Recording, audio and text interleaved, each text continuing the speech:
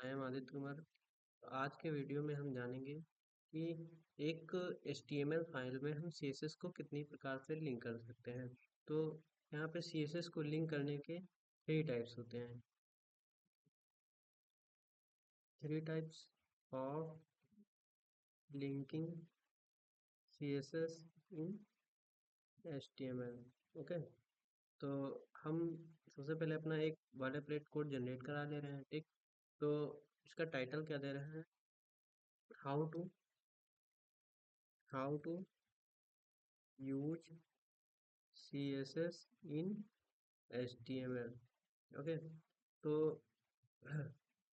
CSS को लिखने के तीन तरीके हैं। सबसे पहला तरीका क्या है? Internal inline CSS, inline CSS। दूसरा तरीका क्या है? Internal CSS। एंड तीसरा तरीका क्या है? External CSS। तो इन तीनों तरीकों में हम इनलाइन CSS को उसी टैग के स्टाइल एट्रीब्यूट के अंदर लिखते हैं, और जो इंटरनल CSS होती है वो हेड टैग के अंदर हम एक स्टाइल टैग का यूज करके उसके अंदर इंटरनल CSS को लिखते हैं। और जो एक्सटर्नल CSS होती है, एक्सटर्नल CSS के लिए हम एक डॉट CSS से एक फाइल बना लेते हैं। उस फाइल को लिंक टैग की सहायता से हम अपने HTML फाइल के अंदर लिंक कर लेते हैं। ठीक है, तो सबसे पहले हम लोग जानेंगे कि इनलाइन CSS को कैसे लिखें। तो सब इनलाइन CSS को लिखने के लिए हम स्टाइल एट्रीब्यूट का यूज करेंगे। तो अब जैसे कि ये हमें सजेशन दे रहा है कि विथ देना चाह रहे हैं, बॉर्डर, डिस्प्ले हाइट एंड ऐसे बहुत सारे सजेशन। तो हम इसका कलर चेंज करने वाले हैं। तो कलर मैं इसका रेड कर ले रहा हूँ, और इसकी फॉन्ट साइज को मैं थोड़ा चेंज कर ले रहा हूँ। तो फॉन्ट साइज में इसको दे दे रहा हूँ 40 पिक्सल। ओके, तो इसको मैं लाइव करके चेक कर ले रहा हूँ।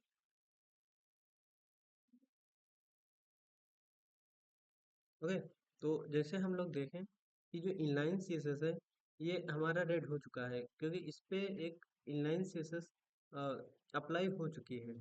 अब हम इसको इंस्पेक्ट करके देखेंगे तो ये जो एलिमेंट जो हमारा सिलेक्टेड है इसमें ये CSS लिखी हुई हमें शो हो रही है।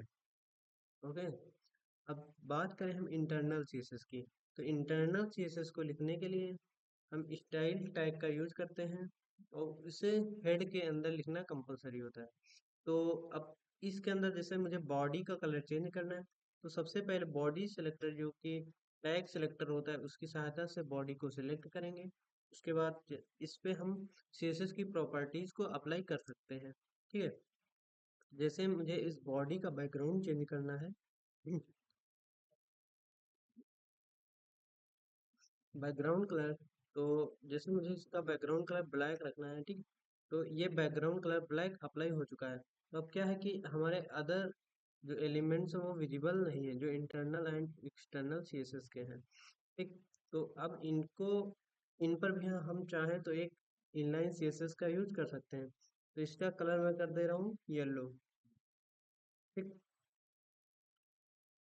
अब दूसरे पे हमने इनलाइन CSS अप्लाई किया, एंड पहले पे दोनों पे हमने इनलाइन CSS का यूज किया। अब मैं तीसरे में क्या करना चाह रहा हूँ कि मैं इंटरनल CSS का यूज करूँ। तो इंटरनल CSS का यूज करने के लिए हम इसको एक क्लास दे रहे हैं। मैं दे रहा हूँ T3 मीन्स टाइप 3। तो अब T3 को हम ये क्लास है इसलिए डॉट से टारगेट करेंगे, .T3। ओके, अब अगर इस पे हम अप्लाई करें कलर, कलर क्या हो जाएगा? एक्वा। अब मैं इसको अगर आउटपुट देखूं तो तीनों का कलर चेंज हो चुका है। तो पहले में इनलाइन लगी है, दूसरे में इनलाइन CSS एंड तीसरे में इंटरनल CSS यूज किए हैं। अब एक्सटर्नल CSS के लिए हम एक एक्सटर्नल CSS फाइल बना लेते हैं। तो एक्सटर्नल CSS फाइल मैंने बना लिया स्टाइल .css की। तो अब जो भी प्रॉपर्टी इस पे हम लिखेंगे ये हमारे HTML के अंदर शो होंगी। तो इस शो होने से पहले हमें इसको अपने अंदर लिंक कराना पड़ेगा। ठीक, तो लिंक कराने के लिए लिंक टैग का यूज करते हैं, रिलेशन स्टाइल शीट देना होता है। उसके बाद href के अंदर उस स्टाइल डॉट css का पाथ देना होगा। तो डॉट स्लैश एक फाइल बाहर जाएंगे, उसके बाद स्टाइल डॉट css को यूज कर लेंगे। तो जैसे इसको हम कमेंट कर दे रहे हैं, अभी अगर इसके अंदर हम कोई भी प्रॉपर्टी लिखें, जैसे कि मैं क्या चाहूँ, जो t3 है, डॉट t3, इसका मुझे जो फॉन्ट साइज है कितना, 80 पिक्सल चाहिए, 80 पिक्सल। ओके, तो देखते हैं क्या ये अभी अप्लाई होगा। अभी इस पे कोई भी इफेक्ट नहीं आ रहा है, लेकिन जैसे ही हम इसको लिंक किए, तुरंत ये एक्सटर्नल सीएसएस है, इसका फॉन्ट साइज इम्प्रूव हो गया है। ओके, अब अगर इस T3 पर ये इंटरनल हटा दें, एक सेकेंड, अब T3 का अगर मैं कलर चेंज करना चाहूँ, क्या करना है, कलर, कलर में इसका कर दे रहा हूँ ब्लू। तो देखते हैं क्या ये विजिबल होगा। ये विजिबल नहीं हो रहा है, क्यों? क्योंकि इसमें प्रायोरिटी देखी जाती है, जो internal CSS, inline CSS and external CSS, तीनों में प्रायोरिटी सबसे हाई इनलाइन सीएसएस की होती है, एंड उसके बाद सेकंड प्रायोरिटी इंटरनल सीएसएस की, and then third priority external CSS की होती है। तो हमने जो एक्सटर्नल सीएसएस में लिखा है वो है कलर हमारा ब्लू, एंड जो मैंने इंटरनल सीएसएस में लिखा है उसका देखो, जो यहाँ पे अगर हम लोग जाएं स्टाइल टैग के अंदर देखें, अगर ये देखिए, यहाँ पे हमने कलर एक्वा यूज किया है, तो ये अभी के लिए एक्वा कलर विजिबल हो रहा है। ठीक है, तो अगर मैं इस इन लाइन को हटा दूं, तो ये देखो ब्लू कलर विजिबल हो गया। ठीक, तो प्रायोरिटी का एक हायरार्किकल स्ट्रक्चर होता है, उसी बेसिस पे चलता है। अब जैसे इसका कलर रेड है, तो मैं इनलाइन सीएसएस से, इंटरनल सीएसएस से इसको चेंज करना चाहूँ, क्लास इसको T1 दे दूँ, और अगर मैं डॉट T1 का कलर भी ब्लू करना चाहूँ,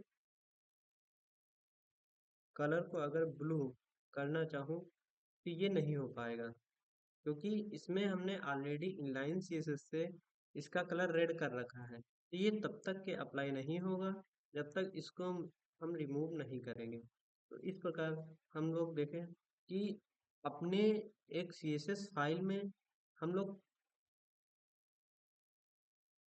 HTML में एक सीएसएस फाइल को कैसे लिंक कर सकते हैं, इंटरनल सीएसएस को कैसे लिख सकते हैं, और इनलाइन सीएसएस को कैसे लिख सकते हैं। ओके, तो आज के वीडियो में इतना ही। Thank you.